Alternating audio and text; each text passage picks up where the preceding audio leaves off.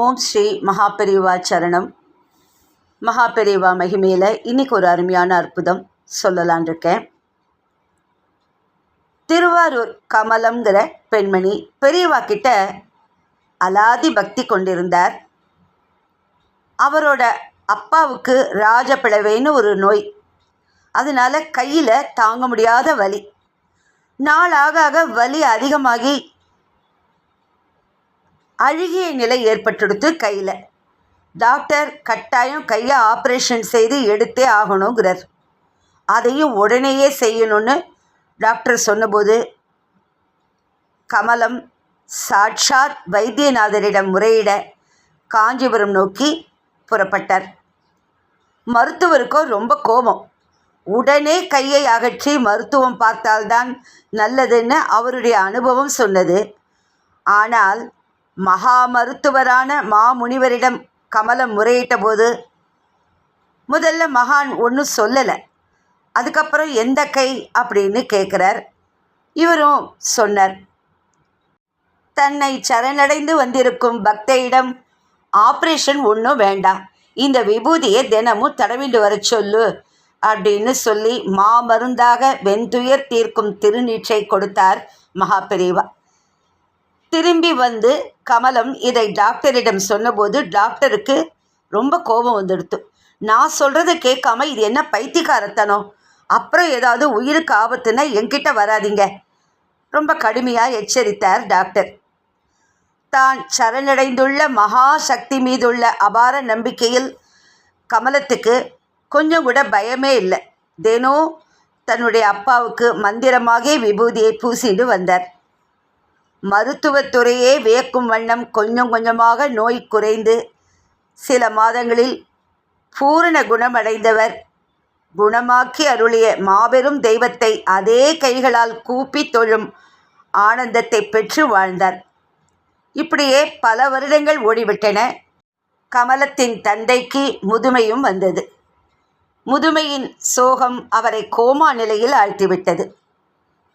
நினைவில்லாமல் படுத்திருந்த வயோதிகரின் மனைவி பக்தை கமலத்தின் அம்மாவிற்கு ஒரு எண்ணம் தோன்றியது. நம் குடும்பத்திலே யாரும் சந்நியாசம் வாங்கிக்கல, இப்போ அப்பாவுக்கு சந்நியாச பாக்கியம் தந்தா என்னன்னு தோன்றுது. நீ பெரியவா மேலே இவ்வளோ பக்தியாக இருக்கியே, அவர்கிட்ட போய் உத்தரவு வாங்கிட்டு வாயேன்னு கமலத்துக்கிட்ட அவருடைய தாயார் சொன்னபோது கமலத்துக்கு ஆச்சரியம் தாங்கலை. தான் பெரியவா கிட்ட கொண்டுள்ள பக்தியின் தாக்கம் தன் அம்மாவையும் தூண்டிவிட்டிருப்பதை உணர்ந்து சந்தோஷப்பட்ட கமலம் சாட்சாத் பரமேஸ்வரராய் அருளும் பெரியவாளிடம் முறையிட விரைந்து சென்றார். தன் தந்தைக்கு சந்நியாச பாக்கியம் கிட்ட அருள் செய்ய வேண்டி பெரியவா கிட்ட கமலம் சொன்னபோது எல்லாம் தெரிந்த மகாபெரிவா இப்படி கேட்குறா, முன்னை எப்போவோ அப்பாவுக்கு கையை எடுத்து ஆப்ரேஷன் செய்யணும்னு சொன்னாயே அப்படின்னு சொல்ல கமலமே மறந்து போய்விட்ட பல வருடங்களுக்கு முன் நடந்ததை நினைவுபடுத்தி பெரியவா கேட்ட உடனே இவர் சற்றே ஸ்தம்பித்து நின்றார். ஆமாம், அப்போ அப்பாவுக்கு குணமாகணும்னு பெரியவா கிட்ட வேண்டின்றேன் அப்படின்னு கமலம் சொன்னா. மேலும் பெரியவா அருளால் ஆப்ரேஷன் இல்லாமல் தப்பித்ததையும் திரும்பவும் நன்றியோடு சமர்ப்பித்தார். பெரியவா கேட்குறா, ஏன் கேட்டேன்னா சந்நியாசம் வாங்கிக்கிறவாளுக்கு அங்கஹீனம் ஒன்றும் இருக்கக்கூடாதுன்னு தான். அப்போது சந்நியாசம் வாங்கிக்கலாம் அப்படின்னு சொல்லி அருட்பார்வை வீச அனுகிரகம் செய்தார் பெரியவா. எதிரே நின்ற பக்தைக்கு பளிச்சென்று ஒரு மாபெரும் உண்மை புலப்பட்டது. ஏ சர்வேஸ்வரா, திரிகாலமூர்த்தியே, என் தந்தைக்கு இப்போது சந்நியாசம் அருளப்போவது அறிந்திருந்த உன் தீர்க்க தரிசனமன்றோ? அன்று அவரை அங்கஹீனமடையாமல் காத்து ரட்சித்திருக்கிறது. நீர் என்னதான் மறைத்தாலும் உன் மேன்மை தானாக வல்லவா வெளிப்பட்டு விடுகிறது. இப்படி கண்களில் நீர் மல்க மானசீகமாக மகாபெரிவாக்கிட்ட சொல்லி நின்றாள் கமலம். பரம பாக்கியம் பெற்ற கமலத்தின் தந்தைக்கு இப்படி ஒரு உத்தரவு கிடைத்ததும் கோமா நிலையிலிருந்து விடுபட்டு பிரக்ஞையோடு சந்நியாசம் பெற்று பிறகு சித்தியும் ஆனார். இப்பேற்பட்ட அற்புதம்.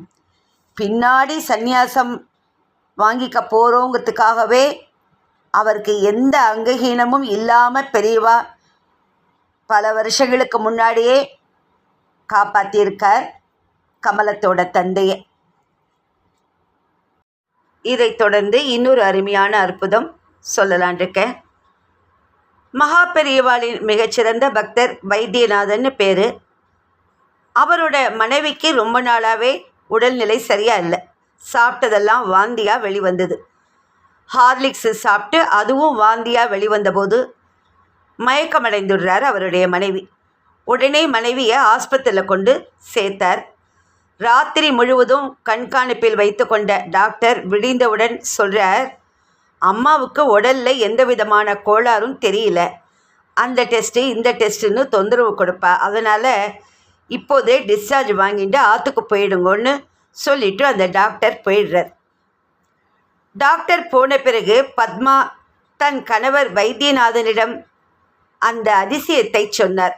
அதாவது தான் முதல் நாள் நினைவிழந்ததும் மகா பெரிவா தனக்கு காட்சி கொடுத்ததாகவும், மேலும் உனக்கு எல்லாம் சரியாகிவிடும், நாளையிலிருந்து காலையில் பல் தேய்த்தவுடன் ஒரு வில்வத்திலே கொஞ்சம் விபூதி வச்சு முதல்ல சாப்பிடு, 45 நாளில் எல்லாம் சரியாயிடும்னு அருள் பாலித்ததாக கனவில் வந்து சொன்னதாக பத்மா சொன்னார்.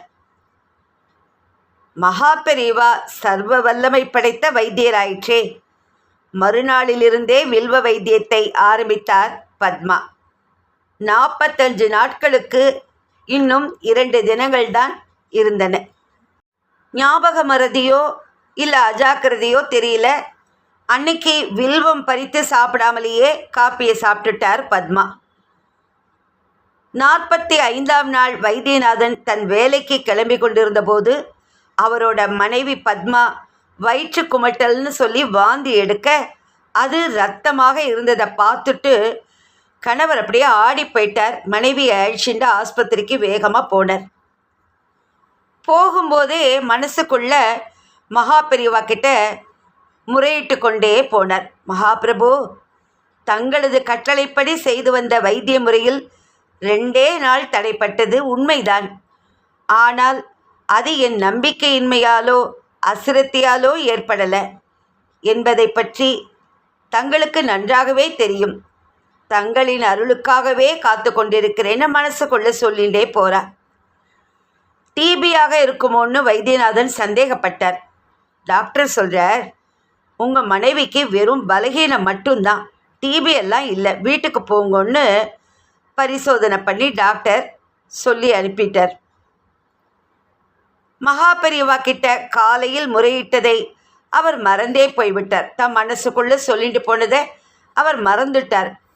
ஆனால் என்ன நடந்தது தெரியுமா? சாயங்காலம் ஆஃபீஸிலிருந்து திரும்பிய கணவரிடம் அவரது மனைவி புதிய தெம்புடன் அவரை வரவேற்றது மட்டுமல்லாமல் ஒரு அதிசயமான செய்தியையும் சொன்னாள். மத்தியானம் பக்கத்து வீட்டு மாமி இங்கே வந்தா. நேற்று சென்னையில் அவரது பிள்ளையின் கல்யாணம் நடந்ததாம். நடந்தவுடன் பிள்ளையுடன் இளையாத்தங்குடியில் முகாமிட்டிருக்கும் மகா பெரியவாளை தரிசிக்க போனாளாம். தரிசனம் முடிந்தவுடன் அந்த மாமி மகா பெரியவா கிட்ட சொன்ன விஷயம் இதுதான். நான் டெல்லியிலேருந்து வரேன். எங்கள் அத்துக்கு பக்கத்தில் பத்மானி என் சிநேகிதி ஒருத்தி இருக்கா. அவளுக்கு உடம்புக்கு ஒன்று போனால் ஒன்று வந்துட்டே இருக்கு. பெரியவா அனுகிரகம் பண்ணி அவளுக்கு பிரசாதம் கொடுக்கணும்னு வேண்டியிருக்கா. இப்படி அந்த மாமி பெரியவா கிட்ட சொல்லியிருக்கா. அதுக்கு பெரியவா, உன் ஃப்ரெண்டா, பெரிய உபகாரியா, அடிக்கடி வாந்தி எடுக்கிறாளாக்கும், எல்லாம் சரியாகிவிடும். இப்படி சொன்ன மகான் ஒரு இலையில் சுற்றி பிரசாதம் கொடுத்ததாகவும் அதை பிரிக்காமல் அப்படியே அந்த மாமி என் நண்டை கொண்டு வந்து கொடுத்தா. அதில் பெரியவா என்ன பிரசாதம் கொடுத்திருப்பார்னு உங்களால் சொல்ல முடியுமான்னு வைத்தியநாதனின் மனைவி தன் கணவரிடம் சந்தோஷமாக கேட்டார். அவரால் எதையும் சட்டென்று யூகிக்கவே முடியல. அந்த மகான் பிரசாதமாக அனுப்பியிருந்தது விபூதியா, குங்குமமா, கல்கண்டா, திராட்சையா, இது எதுவும் இல்லை. தான் பத்மாவின் கனவில் தோன்றி அருளினாலும் அது நிஜமே என்று மெய்ப்பிப்பது போல் பிரசாதமாக 2 வில்வ இலைகளை இலையில் மடித்து கொடுத்து அனுப்பியிருந்தார். அதாவது வில்வம் சாப்பிடாத அந்த 2 நாட்களுக்கான வில்வ இலைகள் 2. எப்படி ஒரு அருள் புரிந்திருக்கிறார் மகாபெரிவா பத்மாவிற்கு.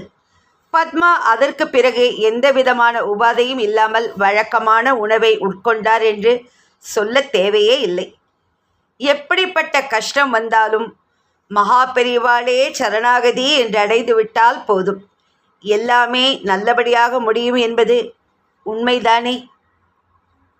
ஹர ஹர சங்கர, ஜெய ஜெய சங்கர, ஹர ஹர சங்கர, ஜெய ஜெய சங்கர.